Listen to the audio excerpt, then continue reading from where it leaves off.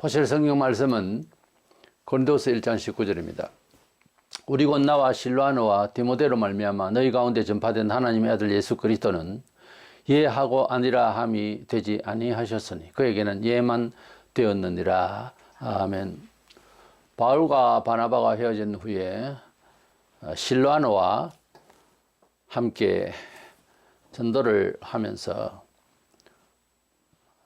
바울이 실로아노와 디모데에게 이제 전수하고 복음을 전한 그 내용이 바울 자신이 증거하는 거하고 똑같으니까 거기에 대해서 태클을 걸지 말라는 거죠. 그래서 바울은 직접 주님을 만나서 정말 복음에 대한 확신을 가지고 성령의 충만함을 받아가지고 그렇게 증거하면서 자기가 전수한 모든 사도와 같은 이런 증인들의 내용이 자기가 알고 있고 믿고 있는 그대로 내용이 같은 거니까 그리 알라는 뜻에서 복음에는 예만 있고 아니라 함이 없다 하는 이런 말씀으로 하나님의 말씀에 대해서 복음에 대해서 전수되는 복음에 대해서 다르게 생각하지 말라는 그런 강조를 하고 있습니다. 그래서 복음에는 예뿐이다 아니라 함이 없다 하는 그런 전제로 말씀을 드리고자 합니다. 먼저는 신구약 성경은 예수 그리스도에 관한 증거입니다. 그래서 어떤 책이든 어떤 소설이든 주인공이 있고 이제 대주제가 있습니다. 그래서 성경은 예수 그리스도에 관한 예수 그리스도께서 주인공이 되시고 그에 관한 책이라 하는 점에서 창세기부터 계시록까지 읽을 때에 예수 그리스도를 좀 생각을 하면서 읽으면 해석하는데 상당히 지혜롭게 그렇게 이해가 될 것입니다. 예수님께서 요한복음 5장 39절에 이 성경이 곧 내게 대하여 증언하는 것이니라 그랬는데 이 성경이라 하면 그때 당시 물론 구약 성경을 말하죠. 요한복음 5장 46절에는 모세를 믿었더라면 또 나를 믿었으리니 이는 그가 내게 대하여 기록하였습니다. 유대인들은 모세 오경을 통해서 율법적 이제 종교 생활을 제대로 하고 그렇게 하나님께서 은혜를 주시고 하는 역사를 가지고 있습니다. 예수님 당시에 그들이 모세를 덜먹이고 모세의 글을 믿었다면은 예수님을 사실 믿어야 옳습니다. 왜냐하면 예수님께서 말씀하신 대로 모세는 자기 자신을 위해서 예수님을 위해서 기록했기 때문이라 하는 것입니다. 우리가 무슨 본문의 파악을 할 때에 무슨 이야기를 하고자 하며 누구를 지칭하는 말인가 이런 걸 생각할 수 있잖아요. 그래서 구약 성경을 읽을 때 예수 그리스도 메시아에 대한 그런 예언서로서 읽혀져야 한다는 것이죠. 갈라디아 3장 16절에 이 약속들은 오직 한 사람을 가리켜 내 자선을 하셨으니 곧 그리스도라. 그러니까 구약에서 이제 오직 한 사람을 가르쳐서 네 자손이라 하셨으니 곧 그리스도라 하니까 그리스도 예수를 위해서 구약 성경은 기록되었다 그 말입니다. 그래서 구약의 많은 율법적 가운데 이제 속죄 제사라든지 여러 감사 제사라든지 여러 제의적인 하나님을 만나는 그런 여러 가지 종교적 행사가 있습니다.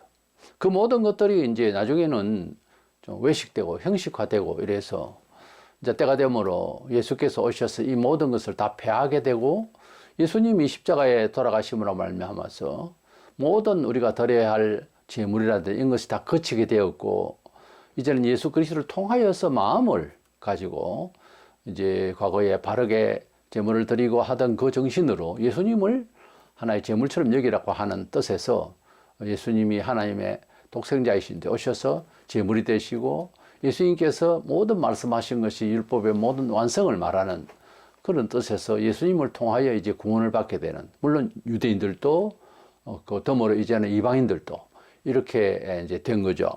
로마 10장 14절에 그리스도는 모든 믿는 자에게 의를 이루기 위하여 율법의 마침이 되시니라 그랬습니다. 예수님께서 오셔서 율법의 마침이 됐다는 것은 모든 율법이 필요 없다 그 말이 아니고 어떤 제도적인 율법도 영원히 이제 그렇게 생활 지침이 되어야 할 십계명도 있지만은 한시적인 법도 있었습니다. 계시가 있었어요. 가령 높은 장대에 구리뱀을 달면은 뱀에게 물려 죽는 불반한 이스라엘 백성이 낫겠다든지 그런 건 한시적이었거든요. 어쨌든 이스라엘에 절기가 있었고 그렇게 그 많은 이제 유구한 역사가 있었지만 이제 예수님께서 오심으로 말미암아서 그런 제사를 잘 드리고 율법을 잘 지켜야 이제 하나님 인정을 받는 것을 이제 거치게 되었고 그 이유는 말씀드린 대로 너무 형식화되니까 이제 때가 되어서 아들을 일찍부터 이제 보내시려고 약속을 하셨어요. 그래서 예수님이 지금부터 한 2000년 전에 오신 것입니다. 구약의 모든 예언대로 어느 집안에서 어느 계통에서 또 어떻게 살다가 어떻게 전하시다가 어떻게 돌아가시고 어떻게 또 부활하시고 재림하실 것까지 예언이 되어 있습니다. 직접 예수님의 이름을 걸먹이는 그런 내용은 아니지만은 그러나 이제 비유컨대 여러 말씀으로 그렇게 예언을 하셨어요. 그래서 구약 성경은 예수 그리스도에 관한 예언서예요. 그래서 예수님이 오시니까 이제 구약에서 예언하던 것은 그림자고 실체를 이제 만났으면 이제 실체를 봐야 되지 않겠어요. 그래서 너무 구약을 영적으로 신령하게 푼답시고 이상하게 풀면 그 오해가 되면 신약이 다 풀려 있는 내용이 있으니까 잘 맞춰봐야 합니다. 구약에 예를 들어서 어떤 뭐 인물, 특별히 우리가 믿음이라 할 때는 아브라함의 믿음을 먼저 이야기할 수 있어요. 그래서 아브라함의 믿음을 이야기하면서 아브라함을 부상시키고 아브라함의 믿음에 대해서 이해시킨답시고 하다 보면 오히려 약간 오해할 수가 있는 부분이 있어요. 한 사람을 영웅시한다거나 그래서 그런 믿음을 하나님을 믿으라는 건 좋은데 그 안에 예수 그리스도를 이해시키지 못하면은 그건 설교가 안 되는 겁니다. 스스로 성경을 읽을 때도 하다못해 시편 자문서를 읽어도 예수 그리스도를 통하여서 공헌하신 하나님의 은혜에 대해서 하나님의 새로운 신약, 새로운 메시지를 읽을 수 있어야 돼요. 구약의 그림자를 보고 신약의 실체를 봐야 되는데 우리가 그림자 놀이 할 때에 손바닥하고 등 이제 손가락으로 여러 가지 모양을 하잖아요. 그림자를 보면은 토끼 같은데 실제 보면 손이잖아요. 근데 그림자만 보고 얘기를 뭐 상상을 하고 이런 것보다 실체가 이제 왔으니까 실체를 보고 이해하는 것은 훨씬 확실하잖아요. 아니 완전하잖아요. 그래서 예수 그리스도를 통하여서 우리가 성경을 신구약 다 이해하려고 해야 된다. 왜냐하면 예수 그리스도께서 이제 주인공이 되시니까 하는 말입니다. 두 번째 생각하는 것은 복음의 그 효력이라고 하는 것, 예수께서 말씀하시고 사도들이 증거하시고 또 속사들이 또 고대 교회에 많은 정인들이 쭉 하는 역사가 이제 교회의 역사는 하나님의 말씀을 받은 사람들의 성경도 있지만 그것을 풀이하고 이해하고 또 생활한 것이 전수되어서 우리에게까지 왔습니다. 이래서 찾아 올라가 보면은 사도들이 믿었고 정언하고 살았던 사도적 신앙을 계승하는 것이 기독교입니다. 물론 그 사람의 인격, 한 사람 한 사람의 인격을 닮아라든 이런 뜻이 아니고 복음의 내용을 어떻게 이해하고 삶에 적용하고 정언자가 되었느냐 하는 것을 우리가 그대로 전수를 한다는 그런 뜻입니다. 우리가 하나님의 말씀에 대해서 들을 때에 설교는 제2의 하나님의 말씀이라고도 하는데 그래서 설교자는 하나님의 말씀을 말씀같이 잘 설명을 해야 되지 아무렇게나 말하기는 굉장히 위험합니다. 그래서 일정의 수업이 필요하고 전도자, 일반 전도자라도 약간의 그 일정의 수업이 좀 필요해요. 학습이. 그래서 제대로 갖춰서 뜻은 좋은데 전달에 있어서 좀 잘못될 수가 있고 오해를 시킬 수 있는 경우가 있거든요. 아무리 잘 설명을 해도 핍박이야 생기지만은 말 자체가 잘못 나가면 안 되는 겁니다. 우리가 하나님의 말씀을 받을 때에 제일 첫째 중요한 것은 그 말씀을 액면 그대로 잘 받아들일 수 있도록 습관이 되어야 됩니다. 태초에 원죄를 소위 아담과 하와가 동산나무에 있는 중앙에 있는 실과를 먹지 말라고 이제 경고하시고 먹으면 죽는다고 하나님께서 말씀하셨는데 사탄이 뱀 속에 들어가서 먹어도 된다. 하나님과 오히려 같이 된다. 이렇게 미혹을 할 때에 뭐 아담도 멀리 있었지 않은 것 같아요. 그 자리에서 바로 죽은 걸 보면 하와가 먼저 그 과실을 먹었어요. 그럼 그거 먹으면 이제 죽는다고 하셨는데 금방 안 죽거든요. 안 죽네? 당신도 안 먹어봐. 뭐 이런 정도 됐는지 모르겠어요. 어쨌든 남편이 거부할 수 있을 때는 안 했다는 자체도 공범이죠, 결국은.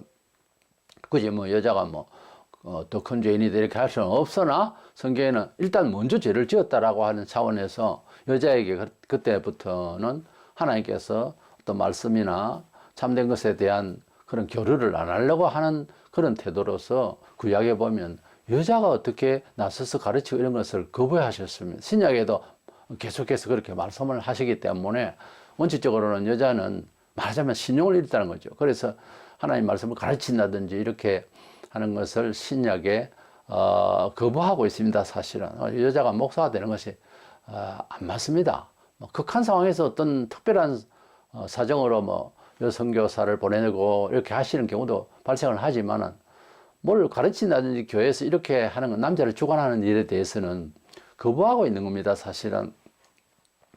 이래서 하나님께서 먹지 말라고 하신 그 실과를 먹게 된 것이 원인이 뭘까?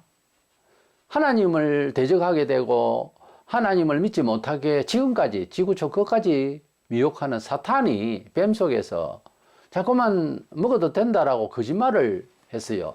야, 뭐 8장 34절에 사탄은 거짓말의 아비라고 그랬어요. 근데 이 하와가 자꾸 말을 주고받거니 사람이 누구와 대화를 나누냐는 것은 굉장히 중요해요. 짧은 한 대화 중에 인생을 완전히 변화가 되는 그런 경우도 발생해요, 사람이.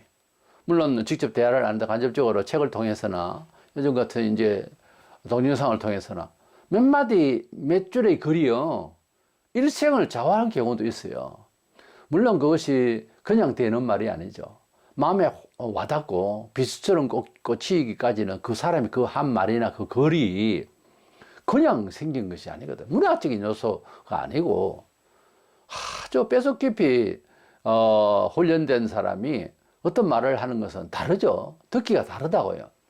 그리고 신령한 입장에서 보면 말에는 영이 따라가요.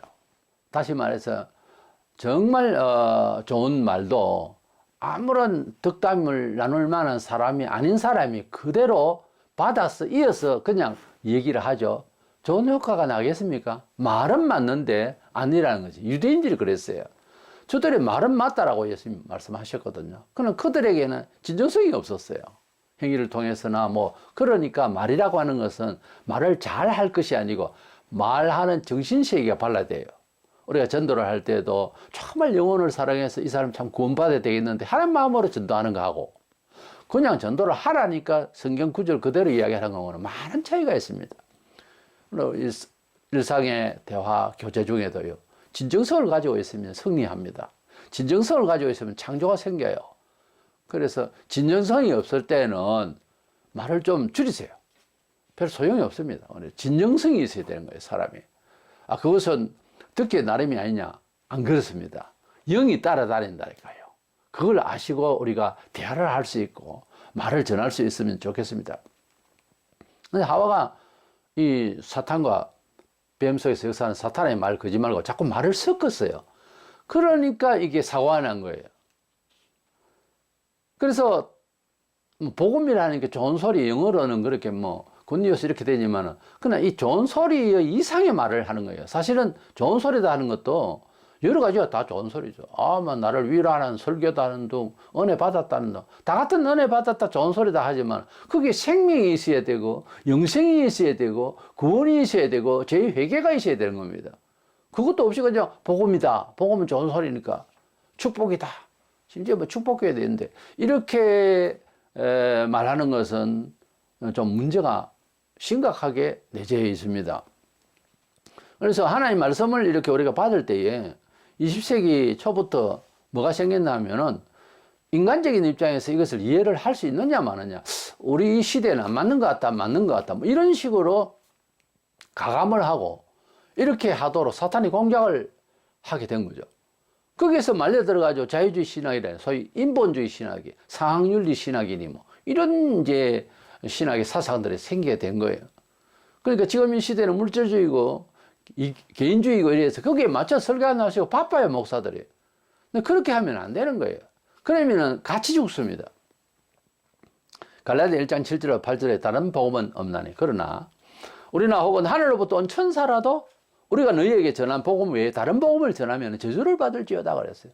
다른 복음 같은데 다른 복음이라는 거예요. 성경적인 복음 같은데도 자세히 따져보면 아니라는 거죠. 그래서 그런 것을 뭐 이래나 저래나 꽁 잡는 게 매라고 총으로 쐈든지 화살을 쐈든지 잡으면 될 것 아니냐. 이건 아닌 거예요. 산의 정상을 올라가는데 이쪽으로 가든지 반대편으로 가든지 가면 될 것 아니냐. 정상까지만 가면 될 것 아니냐. 이딴 식으로 복음을 이해하려고 하면은 하나님 못 찾습니다. 정상에 못 가요. 그 정상이 하늘이라면은 구원은 그렇게 믿는 게 아니에요. 오직 나 외에는 길이 없다고 예수님이. 내가 그 길이고 그 진리고 그 생명이다. 요한복음 14장 6절에 오직 그랬어요. 오직 예수 외에는 I am the way. 증거한서를 보자. 내가 바로 너희들이 찾는 그 길이다는 거죠. 그래서 좋은 소리가 복음이다. 이렇게 해석하기에는 너무 안 맞습니다. 그래서 성경에 말하는 복음은 예수 그리스도를 통한 하나님의 영생 구원과 하나님의 방식의 삶을 통한 그런 영광스러운 삶을 모두 다 제공하려고 하는 것이 진리고 성경이고 복음인 것입니다. 예수 그리스도를 통한 확실한 구원을 하나님께서 약속하신 이 신약의 복음의 메시지가 자꾸 인간적인 입장에서 이해하게 하고 막 이래 돼버리면 이건 사탄의 공작이지, 이건 사람의 말이지 성경이 주고자 하는 말은 아니라는 것. 성경을 읽거나 성경을 전할 때에 특별히 또 조심스러운 것이, 그렇기 때문에 하나님의 말씀을 절대적 진리로 알아야 되는데, 진리라고 하는 말은 또 다른 예외가 없는 절대적 가치로 되어 있어요. 사전적 의미가. 그러니까 진리라고 할 때는 그 외에 가상적인 다른 말을 갖다 붙일 수가 없어요. 다른 예외가 없다는 말이죠. 이제 수학 공식에서 절대적으로 답은 이것이다. 악시움이라는 게 있어요. 거기에는 갖다 붙어 할 수가 없는 답이 이미 정해져 있단 말입니다. 계시록 22장 18절 19절에 만일 누구든지 이것들 외에 더하면 하나님이 이 두루마리에 기록된 재앙들을 그에게 더하실 것이요. 예언의 말씀에서 제하여 버리면 하나님이 이 두루마리에 기록된 생명나무와 및 거룩한 성의 참여함을 제하여 버리시리라 그랬습니다. 그러니까 하나님의 말씀을 사람마다 살아온 또는 환경적인 현재 처한 내용들이 다 다르니까 자기의 삶의 느낌 때문에 이 성경은 이쪽에는 마음에 드는데 이쪽에는 마음에 안 든다. 이렇게 되기가 십상이에요, 사람은. 어떤 거는 굉장히 부담스럽고, 성경이 어떻게 이렇게 추한 이야기를 하고 어떻게 이렇게 무서운 이야기를 기록했을까? 라는 식의 평가들, 글을 읽는 내용을 듣고 보는 평가가 내 수준이지 하나님의 뜻의 수준이 아니라 이 말이에요. 사람은 그렇게 작용을 해요.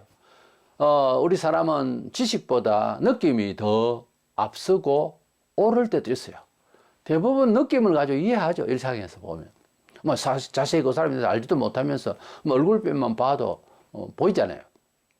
근데 하나님 말씀을 볼 때 그렇게 돼버리면 곤란한 겁니다. 우리가 신앙생활을 하면서 우리가 이미 죄와 허물로 타락한 영혼이 갈구하고 있는 어떤 구원에, 그래서 어떤 종교적 상식이 성경을 통해서 그렇게 이해해버리면 안 된다 이 말이에요. 그렇기 때문에 성경은 우리의 느낌보다 성경 자체가 뭐라 했는지는 오히려 지적인 면에 있어서 발라야 돼요. 그래서 절제를 해야 됩니다. 너는 좋고 나는 나쁘다. 이건 안 맞는 거예요. 서로가 가지고 있는 감성이 일상에서 많은 작용을 바르게 할 수도 있지만 적어도 성경은 그렇게 생각하면 안 됩니다. 성경에 있는 도덕이 세상에 도 있고요. 성경에 있는 기적이 일반 다른 종파에도 들어 있습니다. 때문에 그런 감정을 보면 안 된다는 거예요. 원리를 바로 알고 비슷하게 보이도 아닌 것을 깨달아야 됩니다. 하나님의 말씀을 어떤 거는 싫다, 빼지는 안 해도 그걸 안 따른다든지, 또는 어떤 말씀이 좀 더 첨가됐으면 좋겠다라든지, 이 해석할 때, 그래서 성경 사역을 할 때, 성경을 지금 우리가 개혁 성경이나 개정 성경을 보는데 그걸 개인적으로 사역을 이제 할 수가 있어요. 그렇게 이해된다 이 말이죠. 위험한 거예요. 상당히 위험한 거예요. 어떤 선교사 아프리카에서 선교를 하고 오랫도록 하고 그래 떠났다가 다시 오니까 성경을 들고 있는데 보니까 여러 가지를 찢어버리고, 어떤 사람은 반밖에 없고 그렇게 덜렁덜렁 해가지고 다 떨어져가지고 그 성경을 많이 읽었는가 하고 물어보니까 믿어지는 것만 두고 안 믿어지는 건 찢어버렸다는 거예요. 참 문제는 근데요, 중요한 거는 그래도 안 찢고 가지고 있는 게 더 많더랍니다. 우리는요, 성경을 다 가지고 있는, 다 믿어요. 첫째, 사도신경을 외울 때 신앙 고백인데, 전능하사 천지를 만든 하나님 아버지를 믿습니다 하고 처음에 이야기해요. 속죄를 믿는다는 것은 이해해 주겠는데, 왜? 예수님을 믿는다고 교회 출석을 하고 믿는다 하니까. 그냥 전능하신 하나님을 믿는다에 대해서는 많은 이야기가 있을 수 있잖아요. 전능하신 하나님을 믿는다 하면서 돈을 믿고, 전능하신 하나님을 믿는다 하면서 사람을 믿고, 전능하신 하나님을 믿는다 하면서 하나님이 이 세상을 지었다 하면서 자기가 창조자처럼 설치면, 이게 그러면서도 사도신경을 또 암송을 하거든요. 예, 그래서 우리가 그런 착오를 얼마든지 낼 수가 있어요. 아, 그렇지만 나는 그렇게 확신합니다. 근데 확신도요, 이단들도 확신해요. 내 마음에 굳게 믿는다고 그게 믿음이 아니라 말이에요. 성경적이냐 하는, 냉정해야 됩니다. 성경적으로 그렇게 말했느냐, 그렇게 봐야 되는 거예요. 사람을 평가할 때 성경적으로 하는 말이 맞느냐, 과함을 안 질러도 살살 말해도 성경적인 말은요, 그 안에서 힘이 있습니다. 하나님께서 역사하시는 능력이 들어가 있다고요. 그러니까 성경적으로 말을 하라고, 성경적으로 들으라고요. 듣는 사람마저도 마음이, 그것이 참 중요합니다. 교회가 잘못되면은 사회는 어떻게 될까? 반드시 하나님의 백성이라고 모인 교회가 부패하면, 그러니까 하나님 뜻대로 안 살고 종교가 외식되고 하면 그때부터 사회를 가만히 안 놔둡니다. 언제나 그랬습니다, 역사 속에. 그래서 하나님의 백성이 바로 살면, 특별히 이렇게 선교가 되고 140년이 넘어가는 한국에서 교회가 상해 있으면 사회가 안 고쳐져요.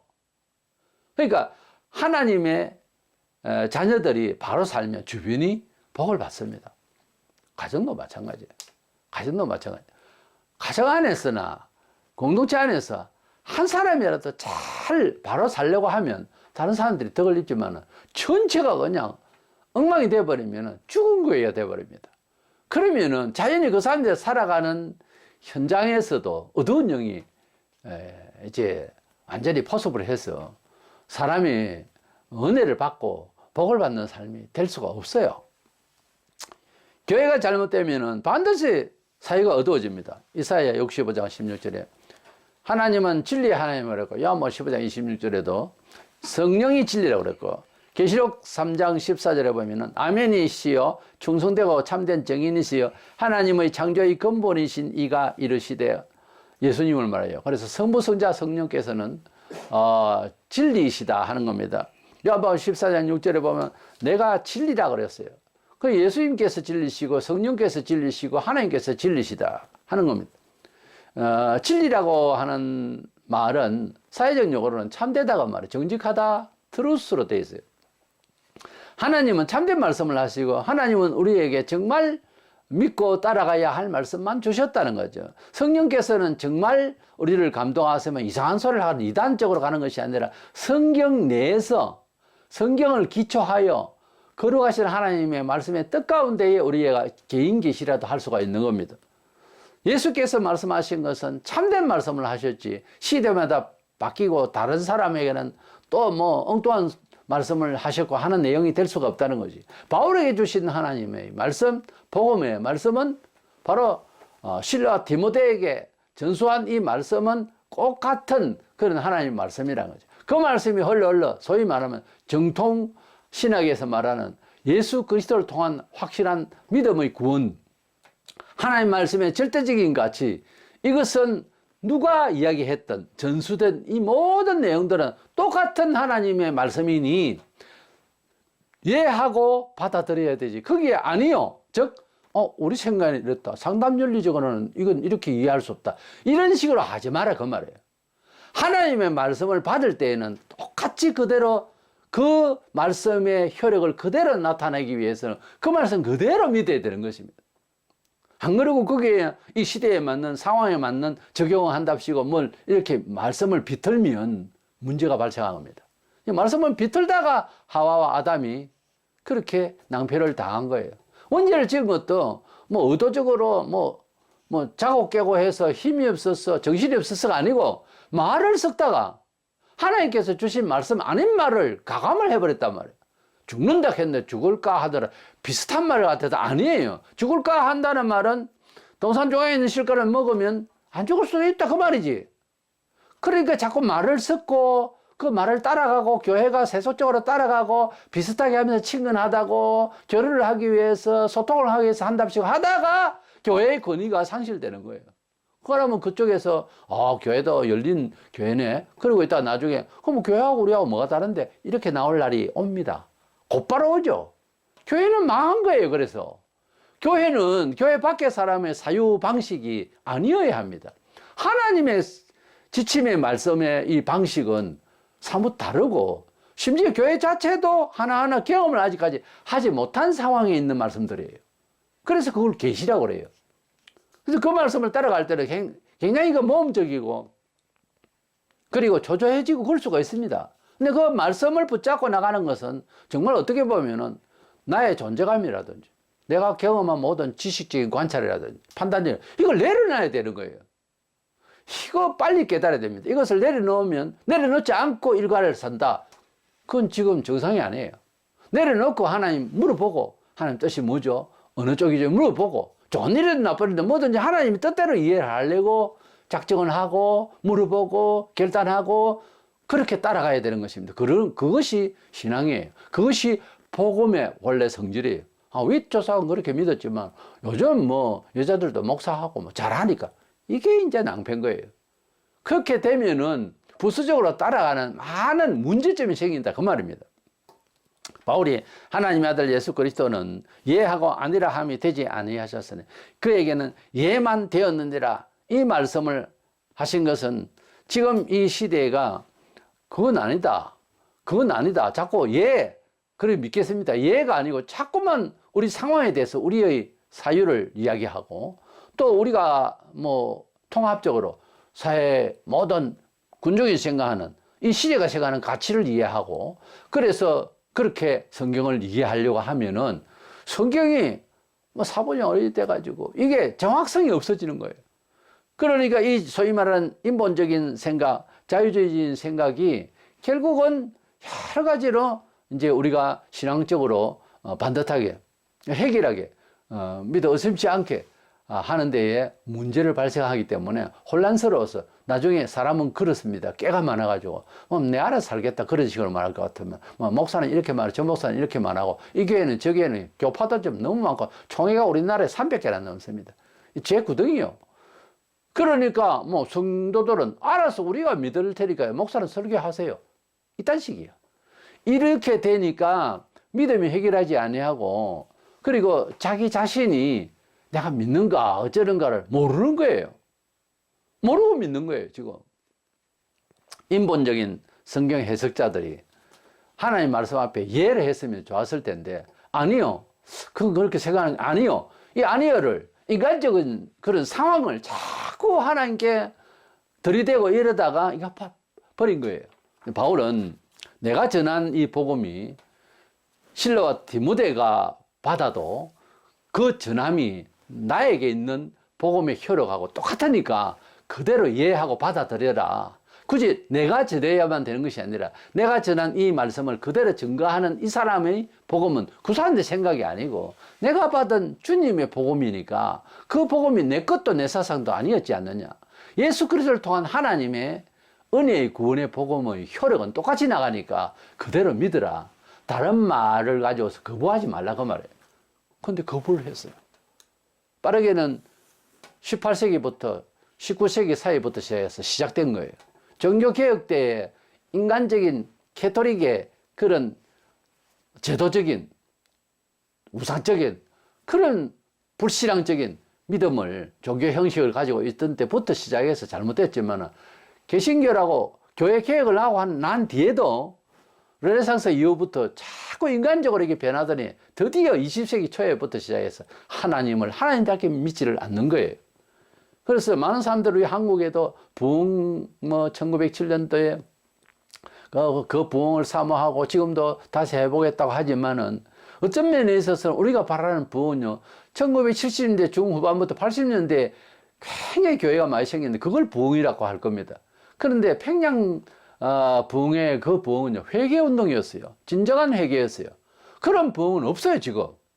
사람만 모아놨지 예수 그리스도가 그대에게 생명의 전부인지는 나의 생명의 주라고 할 때 주인 주자는 내 생명의 주, 내 전부의 주란 말이에요. 그럼 믿는 사람 어디 있어요, 요즘? 예수님 나에게 혜택을 달라고 그거지. 그러나 성경이 말하고 있는 건 예수님이 나의 전부예요. 부모보다 앞서는 거예요.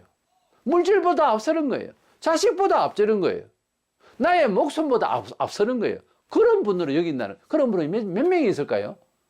성경은 분명히 그렇게 말하고 있습니다. 나의 생명의 주라고 할 때는 그 주라고 하는 이 말이요. 그때 당시에 로마에서 뭐 일상의 주인이 종가의 관계처럼 그렇게 말을 할 때도 주인 어르신 그렇게 되는 거예요. 지금도 우리가 그런 말을 씁니다만 주인 주자를. 그러나 적어도 그 주라는 것은 그때 당시에 시제가 한마디 하면은 살릴 수도 있고 죽일 수도 있는 거예요. 그런 정도의 관계가 돼 있느냐고요. 예수와 우리의 관계가. 아무렴 시제보다 안 높아요, 예수가? 생명의 전부, 내 생애의 전부, 나이가 몇 살 때 예수를 믿었던지 그 정도로 놀라야 됩니다. 그 정도로 놀라운 체험과 인정과 그런 정체성을 안고 살아가야 되는 거예요. 젊으나 늙으나 어린아이 때라도 예수님이 나의 왕이시다. 나의 모든 것을 통제하시는 분이시다. 이런 주권에 대해서 주님 앞에 모든 주권을 다 드릴 수 있는 이것이 훈련되어야 되고 이것이 확인되어야 되고 이것이 이해가 돼야 됩니다. 그렇지 않고 교회 나와봤자 참된 생명에 대해서 절대로 이해할 수가 없어요. 나의 생명을 전부 주님께 의존할 때, 드릴 때, 아니 주님이 주인이라고 할 때 비로소 이제 사는 맛을 제대로 아는 거예요. 복음에는 우리가 늘 듣고 늘 예배하며 늘 말씀을 볼 때 이 복음에는 그들이 믿었던 그대로 받을 수 있는 그런 마음 자세가 필요합니다. 내 생활에 필요한 만큼 가려서 선택적이지 않습니다. 주님이 나에게 입혀주시는 옷을, 주님이 나에게 먹여주시는 음식을 그대로 먹는 거예요. 그래서 복음에는 예뿐이지 여기에 인간적인 말로 비틀거나 태클을 걸거나 하나님의 말씀은 이랬지만 지금 상황은 아니라 하거나 이런 식으로 하다가 교회가 믿음이 완전 상실되어 버린 거예요. 한 100년여간 초기에는 우리에게 전도하러 오고 이래 해도 인간적인 이런 민간신앙의 정신, 우리나라 같은 경우에 이게 작동을 해가지고 보험이네, 은총이네, 기적이네 하지만은 80년대 뭐 1세대 부흥 강사들 2세대를 거쳐서 지금까지요 완전히 복음의 본래 내용이 아니에요. 나는 과거에 부흥회를 하고 사람들이 그렇게 부흥이 됐다라고 하는 한국교회 부흥의 역사를 옳게 안 봅니다. 정상이 아니에요. 우리가 정말 복음의 은혜를 받은 것인가 하는 겁니다. 참된 복음은 영생에까지 이르는 완전한 정신세계가 다른 겁니다. 영원히 구원을 받아야 되는 거예요. 우리의 존재감이 과연 세상과 비교할 때 아주 특별하세요. 특별해야 합니다. 그것을 내심 가지고 있어야 되는 거예요. 그래서 복음에 오늘 또 언제나 죽는 날까지 하나님의 말씀을 볼 때마다 들을 때마다 그리 믿겠습니다. 그렇게 인정이 되는 지혜가 없더라도 고백부터 하고 따라가려고 해야 되는 거예요. 이게 버릇이 안 되면은 사람은 가지고 있는 지식과 경험이 있어서 심통이 말씀을 비틀려고 그래요. 이게 버릇이 있다니까요. 그러지 말고 하나님 말씀이 그렇게 말씀, 알겠습니다. 누가 나에게 말을 해도 그래 하겠습니다. 이 순종이 또 그건 아니요 하면 아니요 아니요 하고 분명해야 됩니다. 예스와 오케이가 분명하지 않는 것은 진리를 대하는 태도가 아니에요. 세상에서도 예스와 노가 분명한 사람은 차갑게 보이지만 분명할수록 좋아 보이는 때가 있을 겁니다. 아니 좋은 사람이에요. 확실해야 됩니다. 흑백이 분명한 것은 냉정한 것 같아도 현명한 사람은 원칙대로 산다는 말이 있어요. 성경에 조금 가까운 말이에요. 진짜 지혜로운 사람은 참되게 사는 거예요. 진리대로 살라는 거예요. 그렇게 안 살면 허당이더라는 것은 안 사람이죠. 때문에 복음을 대하는 우리는 예만 있고 그게 거부할 수 있는 생각들 아니요가 없다. 이것이 우리가 복음을 대하는 태도로서 우리 속에서 뼛속 깊이 채워지기를 주의 이름으로 축원합니다.